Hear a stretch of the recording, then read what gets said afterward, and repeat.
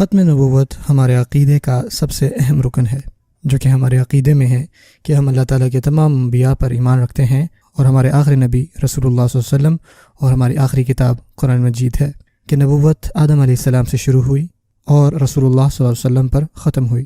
اور یہ ہمارا ایمان ہے کہ رسول اللہ صلی اللہ علیہ وسلم اللہ تعالیٰ کے آخری نبی اور رسول ہیں، اور اس ایمان کو عربی میں ختم نبوت کہتے ہیں۔ اس کی دلیل کے لیے قرآن مجید کی بہت ساری آیات اور احادیث ہمیں ملتی ہیں، اور تب تک کوئی بھی کامل مسلمان نہیں ہو سکتا جب تک وہ یہ نہ مان لے کہ رسول اللہ صلی اللہ علیہ وسلم اللہ تعالیٰ کے آخری رسول ہیں اور آپ صلی اللہ علیہ وسلم ہی خاتم النبیین ہیں۔ اسی طرح سورۃ الاحزاب میں اللہ تعالیٰ فرماتے ہیں ما كان محمد ابا احد من رجالكم ولكن رسول الله وخاتم النبیین وكان الله بكل شيء عليما، کہ رسول اللہ صلی اللہ علیہ وسلم آپ کے مردوں میں سے کسی کے بھی والد نہیں ہیں، وہ اللہ تعالیٰ کے رسول ہیں اور خاتم النبیین ہیں، اور اللہ تعالیٰ ہر چیز کو جاننے والے ہیں۔ اس آیت میں جیسے کہ واضح ہے، اللہ تعالیٰ فرماتے ہیں کہ آپ صلی اللہ علیہ وسلم خاتم النبیین ہیں، اور یہ بالکل واضح ہے کہ ہمیں اس کی دلیل یعنی ختم نبوت کی دلیل قرآن مجید سے ملتی ہے۔ رسول اللہ صلی اللہ علیہ وسلم نے یہ بھی فرمایا کہ نبوت اور رسالت مجھ پر آ کر ختم ہوتی ہے، میرے بعد کوئی نبی اور رسول نہیں آئے گا،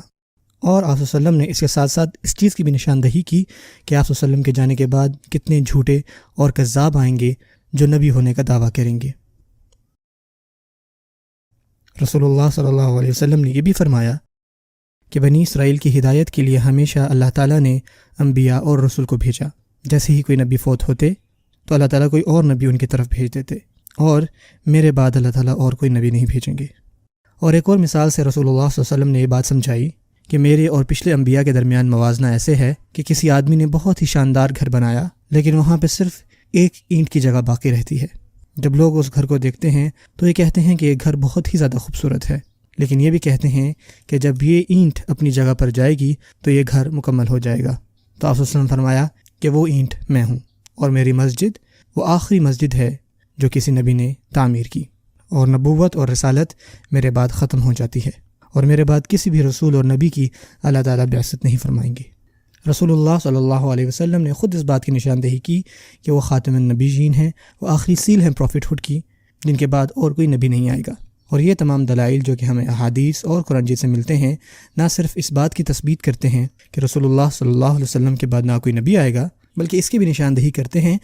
کہ قرآن مجید اللہ تعالیٰ کی طرف سے آخری بھیجی گئی وحی ہے جو رسول اللہ صلی اللہ علیہ وسلم پر ہی نازل ہوئی، اور یہ قیامت تک آنے والی تمام انسانیت کے لیے مشعل راہ ہے۔ یہ تمام دلائل اس طرف اشارہ کرتے ہیں کہ رسول اللہ صلی اللہ علیہ وسلم، اور قرآن میں ہمیں کہیں طرف یہ اشارہ نہیں ملتا کہ رسول اللہ صلی اللہ علیہ وسلم کے بعد کوئی نبی آئے گا، بلکہ اس طرف اشارہ کرتی ہے کہ آپ صلی اللہ علیہ وسلم کے بعد قطعاً کوئی نبی نہیں آئے گا، اور جو بھی یہ دعویٰ کرتے ہیں وہ جھوٹے اور کذاب ہیں۔ اور ایک اور بات جو نوٹ کرنے کی ہے وہ یہ ہے کہ جس طرح قرآن مجید کی حفاظت ہوئی ہے ان تمام آسمانی کتابوں کے مقابل جو اس سے پہلے آئی تھیں، جس میں بہت ساری چیزیں ڈال دی گئیں، لیکن آج تک قرآن مجید ویسے ہی ہے جیسے آپ صلی اللہ علیہ وسلم پر نازل ہوا تھا، اور اس کی حفاظت قیامت تک اللہ تعالیٰ خود فرماتے رہیں گے، اور یہ اپنے آپ میں ہی ایک بہت بڑا ثبوت ہے آپ صلی اللہ علیہ وسلم کے خاتم النبیین ہونے پر۔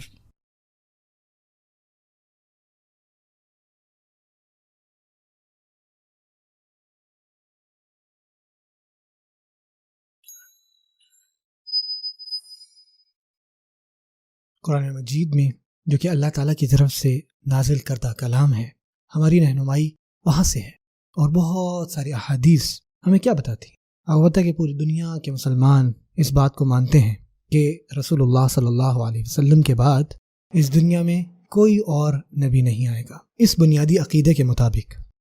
ہر وہ شخص جو خود کو کہے کہ وہ خدا کا نبی ہے تو وہ محض دھوکے باز ہے،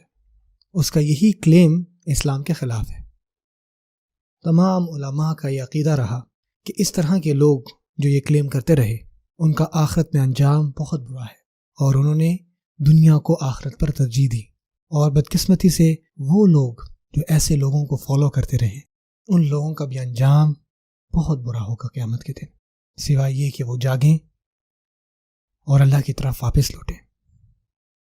اور ایسے جھوٹے اور مکاروں سے اپنے آپ کو دور کر لیں۔ جو لوگ اللہ کی آیات پر ایمان نہیں رکھتے وہ جھوٹ گھڑتے ہیں، یہ وہ ہیں جو جھوٹ بولتے ہیں۔ اور پتہ تقریباً قرآن مجید میں 100 آیات وہ ڈائریکٹلی یا انڈائریکٹلی وہ اسی طرف اشارہ کرتی ہیں کہ رسول اللہ صلی اللہ علیہ وسلم آخری نبی اور رسول ہیں۔ آپ یہ دیکھتے ہیں کہ سورۃ الاحزاب کی آیت نمبر 40 میں مثال کے طور پہ آپ کو کیا ملتا ہے؟ یہاں پہ تو واضح ترین اللہ تعالیٰ فرماتے ہیں، واضح طور پر اللہ تعالیٰ فرمایا ہے تمہارے مردوں میں سے رسول اللہ صلی اللہ علیہ وسلم کسی کے والد نہیں، لیکن وہ اللہ کے رسول ہیں اور خاتم النبیین ہیں، اور اللہ تعالیٰ کے پاس ہر چیز کی خبر ہے۔ اور بتایا کہ رسول اللہ صلی اللہ علیہ وسلم کے زمانے سے ہی جو علماء تھے تب سے وہ اس بات پر متفق تھے کہ یہ آیات صرف اور صرف یہ بتاتی ہیں کہ آپ صلی اللہ علیہ وسلم کے بعد کوئی رسول اور کوئی نبی نہیں آئے گا قیامت تک۔ آپ مزید دیکھتے ہیں کہ بہت ساری آیات کیا کہتی ہیں کہ اسلام کی جو تعلیمات ہیں وہ پوری ہو چکی اور محفوظ ہو چکی، اور یہ پیغام تمام انسانیت کے لیے ہے۔ اس طرح کی تمام باتیں اسی طرف اشارہ کرتی ہیں کہ آپ صلی اللہ علیہ وسلم کے بعد اور کوئی نبی نہیں آئے گا۔ اس معاملے میں ہم یہ بھی مینشن کرتے چلیں کہ اللہ تعالیٰ قرآن مجید میں آپ صلی اللہ علیہ وسلم کے بارے میں فرماتے ہیں کہ اے محمد ہم نے آپ کو نہیں بھیجا سوائے تمام انسانوں کی طرف بشارت دینے والا اور ڈرانے والا، لیکن یہ بات اکثر لوگ نہیں جانتے۔ اسی طرح کہہ دو کہ اے لوگو میں تم سب کی طرف اللہ کا رسول بنا کر بھیجا گیا ہوں، وہی ہے جس کی بادشاہت تمام آسمانوں اور زمین پر ہے، کوئی معبود حق نہیں سوائے اس کے، وہی ہے جو زندگی اور موت دیتا ہے، سو اللہ اور اس کے نبی پر ایمان لاؤ، وہ نبی امی جو اللہ پر اور اس کے کلمات پر ایمان لایا، اس کی اطاعت کرو تاکہ تم بھی ہدایت یافتہ ہو جاؤ۔ اور کوئی بھی بہتر سمجھے گا اسلام کے سوائے کسی اور دین کو اللہ کے سامنے تسلیم سرخم کرنا تو اس سے وہ چیز کبھی بھی ایکسیپٹ نہیں کی جائے گی، اور آخرت میں وہ ان لوگوں کے ساتھ ہوگا جو کہ گمراہ ہوئے۔ جو آنے والی کچھ آیات میں آپ کو بتاؤں گا جو کہ قرآن مجید میں نازل ہوئی وہ بھی اس بات کی گواہی دیتی ہیں کہ کوئی نبی کسی بھی نئے احکامات کے ساتھ یا کسی بھی نئی تعلیمات کے ساتھ آئے گا، کسی کی بھی ضرورت نہیں ہوگی۔ جہاں اللہ نے فرمایا کہ الیوم اکملت لکم دینکم، کہ آج میں نے تمہارے لیے تمہارے دین کو مکمل کر دیا اور میں نے اپنے احسان تم پر مکمل کیے اور تمہارے لیے اسلام کو چنا۔ اور یہ کچھ آیات جو کہ قرآن مجید کی شروعات میں ہی آتی ہیں یہ ہمیں بتاتی ہیں کہ متقین وہ ہوں گے جو کہ واقعی قرآن مجید سے ہدایت لے پائیں گے، اور ان کو یقین دہانی ہوگی کہ وہی نجات یافتہ ہوں گے۔ اور اس میں اللہ تعالیٰ کیا بتاتے ہیں دیکھیں ذرا، اس میں آتا ہے کہ وہ ایمان لائیں گے جو آپ صلی اللہ علیہ وسلم پر نازل ہوا، اور یہ چیز اس طرف اشارہ کرتی ہے کہ آپ صلی اللہ علیہ وسلم کے بعد اور کوئی نبی نہیں آئے گا، جو یہ کہے گا وہ جھوٹا ہوگا، وہ کذاب ہوگا۔ مطلب فرماتے ہیں کہ یہ ہے وہ کتاب جس کے اندر کوئی شک نہیں، متقین کے لیے ہدایت ہے، وہ متقین جو غیب پر ایمان لاتے ہیں، نماز کو قائم کرتے ہیں، زکوٰۃ دیتے ہیں اس میں سے جو ہم نے ان کو عطا کیا، اور اس وحی پر ایمان لاتے ہیں جو آپ پر بھیجی گئی اے رسول اللہ، اور اس پر بھی جو آپ سے پہلے بھیجی گئی، اور وہ آخرت پر یقین لاتے ہیں۔ یہی ہیں جو صحیح ہدایت پر ہیں اپنے رب کی طرف سے، اور یہی ہیں جو کہ کامیاب ہونے والے ہیں۔ سورہ بقرہ کی پہلی آیات ہے۔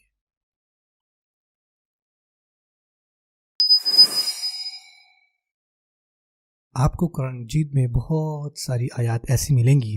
جس میں خاص آپ صلی اللہ علیہ وسلم کی حکمت کا ذکر ہے۔ ان کو بہتر سمجھنے کے لیے انشاءاللہ ہم غور کرتے ہیں کہ قرآن مجید میں کیا آیا ہے اس بارے میں۔ مثال کے طور پہ ہم دیکھتے ہیں قرآن مجید کی 14ویں سورت میں اس کی 4تھی آیت میں ہم پڑھتے ہیں، اور ہم نے کسی رسول کو نہیں بھیجا مگر اپنی قوم کی زبان کے ساتھ تاکہ وہ ان کے لیے پیغام حق خوب واضح کر سکے، اور پھر اللہ جسے چاہتا ہے گمراہ ٹھہراتا ہے اور جسے چاہتا ہے ہدایت بخشتا ہے، اور وہ غالب حکمت والا ہے۔ جتنی بھی رسول اللہ صلی اللہ علیہ وسلم کی تعلیمات تھیں آپ ان میں بھی یہ چیز پاتے ہیں کس طرح سے ختم نبوت کا ان میں ذکر پایا جاتا ہے، اور ہمیں اس طرح کی بہت ساری احادیث ملتی ہیں، اور وہ احادیث صحیح ہیں، اور ان کے راوی بہت سارے صحابہ بھی ہیں۔ ایک روایت میں فرمایا آپ صلی اللہ علیہ وسلم نے کہ میرا رتبہ ان نبیوں کے مقابلے میں جو مجھ سے پہلے بھیجے گئے وہ اس مثال سے سمجھا جا سکتا ہے کہ ایک شخص نے ایک بلڈنگ تعمیر کی اور پھر اس نے بہت خوبصورتی سے چیزیں آرائش کی، لیکن اس کے اندر ایک اینٹ ابھی بھی مسنگ ہے۔ اس ایک اینٹ کی وجہ سے لوگ آتے اور اس خوبصورت بلڈنگ کو دیکھتے اور حیران ہوتے کہ کتنی خوبصورت ہے، لیکن یہ سوچتے کہ کاش کہ یہ اینٹ بھی مکمل ہو جاتی۔ آپ نے فرمایا کہ میری مثال اس اینٹ جیسی ہے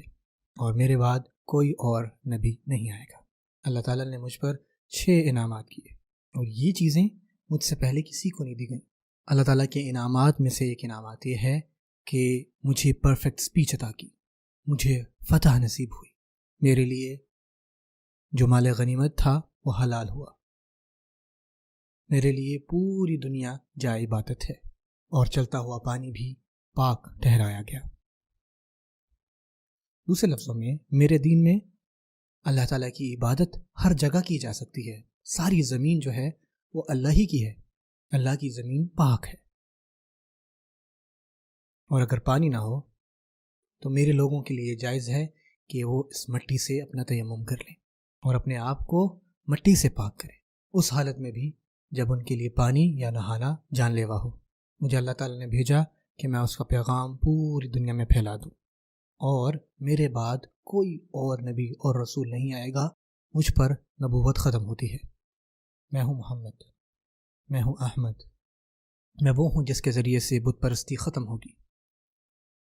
میں ہوں لوگوں کو جمع کرنے والا، قیامت میری امت کے لوگوں کے بعد ہی آئے گی، اور میں انبیاء میں آنے والا سب سے آخر ہوں، یعنی میرے بعد اور کوئی نبی اور رسول نہیں آئے گا، اور آپ کا تعلق میرے ساتھ ایسے ہی ہے جیسے ہارون علیہ السلام کا موسیٰ علیہ السلام کے ساتھ تھا، لیکن میرے بعد کوئی نبی نہیں آئے گا۔ اور امام مسند نے اس جیسی ہی ایک حدیث مینشن کی ہے، لیکن اس کی اینڈنگ تھوڑی سی مختلف ہے۔ اس میں یہ بھی ہے کہ جان لو کہ میرے بعد اور کوئی رسول نہیں آئے گا، اور اگر میرے بعد کسی اور نبی نے آنا ہوتا یا ایسا ہونا ہوتا تو وہ سوائے عمر بن خطاب کے اور کوئی نہ ہوتا۔ ہم آخری امت ہیں، لیکن قیامت کے دن ہم سارے کے سارے ایک ساتھ اٹھائے جائیں گے، اور ہم پر قرآن مجید نازل ہوا۔ جو اسرائیلی قبائل تھے ان کی تعلیمات ان کے نبیوں سے آتی۔ بنی اسرائیل میں اگر کوئی نبی فوت ہوتا تو اس کی جگہ ایک دوسرا نبی لے لیتا، لیکن میرے بعد اور کوئی نبی نہیں آئے گا، میرے بعد صرف خلیفہ آئیں گے، اور میرے بعد کوئی اور نبی اور رسول نہیں آئے گا، اور میری بنائی ہوئی مسجد وہ آخری مسجد ہوگی جس کو کسی نبی نے بنایا۔ جو نبیوں کا آنا تھا وہ ختم ہو چکا۔ پھر آپ نے فرمایا کہ میرے بعد نہ کوئی نبی اور نہ کوئی رسول آئے گا، لیکن میرے بعد 30 کذاب آئیں گے میری امت میں، اور ان میں سے ہر ایک یہ کہے گا کہ وہ اللہ کا نبی ہے، لیکن جان لو کہ آخری نبی میں ہوں، اور میرے بعد کوئی اور نبی نہیں آئے گا۔